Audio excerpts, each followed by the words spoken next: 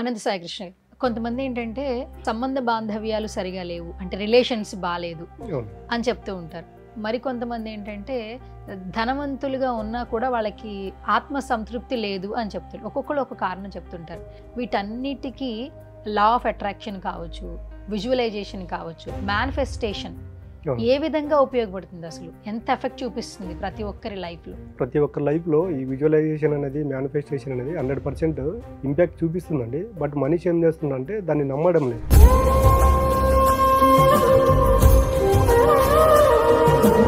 ఇప్పుడు చూడండి, ఒక వ్యక్తి బలంగా ఏదైనా కోరుకున్నాడు అనుకోండి, అది ఆయన దగ్గరకు వస్తుంది. ఆ విషయం మనిషికి కూడా తెలుసు. బట్ ఆయన ఏం చేస్తుంటే అది వచ్చిన దాన్ని వదిలేస్తున్నాడు.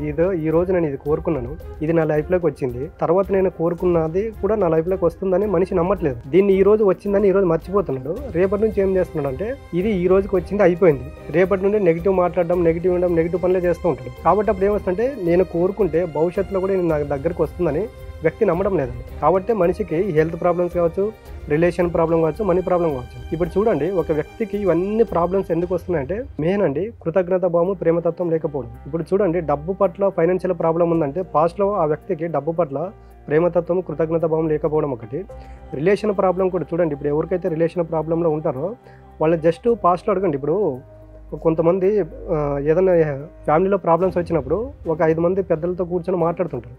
మీ ఇద్దరి మధ్యన ప్రాబ్లం ఎందుకు వచ్చింది చెప్పండి అంటే, ఈయన పాస్ట్లో బాగున్నాడు, ఒక 1 year కింద, ఒక 1.5 year కింద ఆమె బాగుంది, ఆయన బాగున్నాడు, బట్ ఈయన ఇప్పుడు ఎందుకు లేరా అని అడుగుతున్నారు. అంటే వాళ్ళు చూడండి, అక్కడ పాస్ట్లో ఏదైతే మంచి జరిగిందో దాన్ని గుర్తు చేసుకోవట్లేదు. ఈ ప్రజెంట్ ఏదైతే ఉందో దీనిపైన వాళ్ళు ఫోకస్ పెట్టారు. కాబట్టి యద్భావం తద్భవతి. నీవు బాగున్నప్పుడు రోజులు గుర్తు చేసుకోవట్లేదు, బాగలేనప్పుడు రోజులు గుర్తు చేసుకుంటున్నావు కాబట్టి ఈ రిలేషన్లో ప్రాబ్లం వస్తున్నాయి. బట్ ఎప్పుడే కానీ ఒక వ్యక్తి మనకు సహాయం చేసాడు అనుకోండి, కృతజ్ఞత భావంతో ఉండాలి. అది ఫ్యామిలీ కావచ్చు, తర్వాత బయట కావచ్చు. బయట వాళ్ళకైతే మనం ఏదో థ్యాంక్ యూ చెప్పి వదిలేస్తాము. బట్ ఇంట్లో రిలేషన్ దగ్గరికి వచ్చినప్పుడు ఏమవుతుందంటే వాళ్ళు గుర్తించట్లేదు. ఏ బంధం అన్నా చూడండి, స్టార్టింగ్లో బాగుంటుంది, రాను రాను రాను ఎందుకో కమ్యూనికేషన్ గ్యాప్ అనేది తగ్గిపోతుంది అనుకుంటే వాళ్ళ పట్ల ఏమవుతుందంటే ఈ ప్రేమతత్వం, కృతజ్ఞత భావం ఉండదు. ఇవి చూపించకపోవడం వల్ల రిలేషన్లో ప్రాబ్లం వస్తాయి.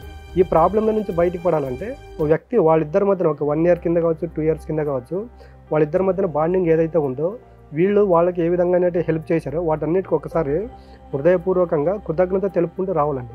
డైలీ ఒక 10 నిమిషాలు కూర్చొని మనము వీళ్ళు నాకు చేసిన సహాయానికి నేను మనస్ఫూర్తిగా మనస వాచా కర్మణ త్రికరణ శుద్ధిగా కృతజ్ఞత భావం తెలుపుకుంటున్నాను. భవిష్యత్తులో కూడా మా యొక్క బంధం ఇలాగే ఉండాలని నేను కోరుకుంటున్నాను. అప్పుడు ఏమవుతుందంటే ప్రతిరోజు దీన్ని అప్లై చేస్తున్నప్పుడు ఏమవుతుంటే అది సబ్కాన్షియస్ మైండ్ రిసీవ్ చేసుకుంటుంది. మనం మాట్లాడుకుంటున్నాము ఒక వ్యక్తి గురించి బలంగా మనము అనుకుంటే ఆ వ్యక్తి దగ్గర నుండి మనకి ఏదో ఒక రూపంలో మనకి మెసేజ్ రావడం జరుగుతుంది.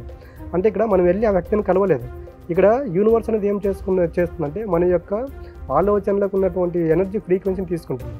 ఈ రిలేషన్లో కూడా మనం ఎవరి పట్ల అయితే పొరపాట్లు చేసి ఉంటామో వాళ్ళ పట్ల క్షమాపణతో కూడిన కృతజ్ఞత భావం తెలుపుకున్నాం అనుకోండి, డైలీ ఇది ప్రాక్టీస్ చేస్తున్నప్పుడు ఏమవుతుందంటే మన యొక్క ఆలోచనలకు ఉన్నటువంటి ఎనర్జీ ఫ్రీక్వెన్సీని తీసుకొని యూనివర్స్ అనేది మనకి ఆపోజిట్లో ఎవరి దగ్గర అయితే మనకి రిలేషన్ బాగలేదో వాళ్ళ దగ్గర నుంచి మనకి మార్పు తీసుకురావడం జరుగుతుంది.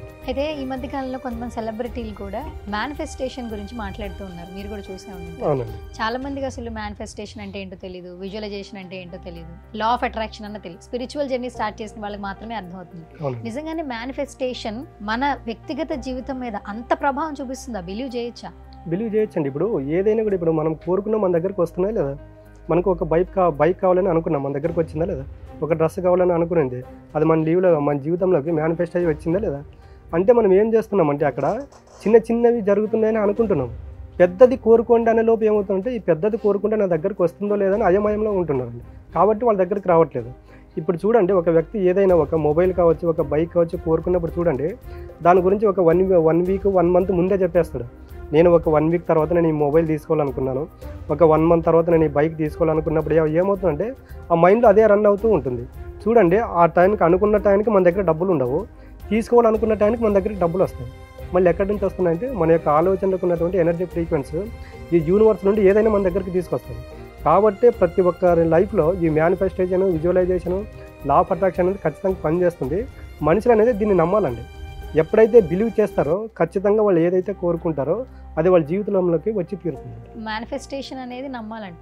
విజువలైజేషన్ ఎలా చేసుకోవాలి మనం? విజువలైజేషన్ అంటే ఏంటంటే భవిష్యత్తులో నీ లైఫ్ ఎలాగుండాలో దాన్ని ఇప్పుడు కూర్చొని ఊహించుకోవడమే విజువలైజేషన్ అంటారండి. కానీ కొంతమంది పగటి కళ్ళు కనొద్దని కూడా అంటుంటారు కదా, ఆశ అంటే అత్యాశతో కూడినటువంటి కళ్ళు కూడా వస్తుంటాయి, మరి దేన్ని నమ్మాలి? అది కరెక్ట్ అండి. కళలకు మనము విజువలైజేషన్ చేసేదానికి డిఫరెంట్ ఉంటుంది. ఇప్పుడు ఏదే కానీ నీకు కావాలనుకున్న దాని గురించి, భవిష్యత్తులో పొందాలనుకున్న దాని గురించి ఇప్పుడు విజువలైజేషన్ చేయడాన్ని మనము కోరుకున్నట్టు అది మన మైండ్ యాక్సెప్ట్ చేయాలండి. ఫస్ట్ ఇది నువ్వు కోరుకుంటున్నావు, ఇది నీకు యాక్సెప్టబుల్ అని మన మైండ్ ఎప్పుడైతే రిసీవ్ చేయగలుగుతుందో అప్పుడు 100% మన దగ్గరకు వచ్చి తీరుతుంది. ఇప్పుడు మన దగ్గర 1 లక్ష రూపాయలు ఉందండి. ఈ 1 లక్ష రూపాయలతో మనం బైక్ కొనుక్కోవచ్చు, మొబైల్ కొనుక్కోవచ్చు. ఇదే నేను 10 లక్షలు పెట్టి నేను కార్ తీసుకోవాలనుకున్నప్పుడు మన మైండ్ యాక్సెప్ట్ చేయదు. కాబట్టి విజువలైజేషన్ అనేది 100% పనిచేస్తుంది.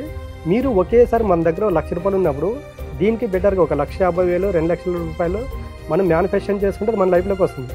ఒకేసారి 10 లక్షలు కావాలనుకున్నప్పుడు ఏం చేస్తుందంటే మన మైండ్ యాక్సెప్ట్ చేయాలండి. అప్పుడు ఏం చేస్తారంటే దానిపైన స్టేబుల్గా ఒక 10 రోజులు 15 రోజులు జర్నీ చేసి ఇది నాకు రావట్లేదు, నా వల్ల అవ్వట్లేదు, నాకు ఎక్కడ దారులు కనిపించట్లేదు అన్నప్పుడు ఏమవుతుందంటే యద్భావం తద్భవతి, మనిషి అక్కడ నుంచి డైవర్ట్ అయిపోవడం జరుగుతుంది. యూనివర్స్ కూడా దాన్ని అక్కడికి స్టాప్ చేసి దాన్ని వేరే వాళ్ళకి ఇవ్వడం జరుగుతుంది. మీరు ప్రతిసారి యద్భావం తద్భవతి అంటుంటారు.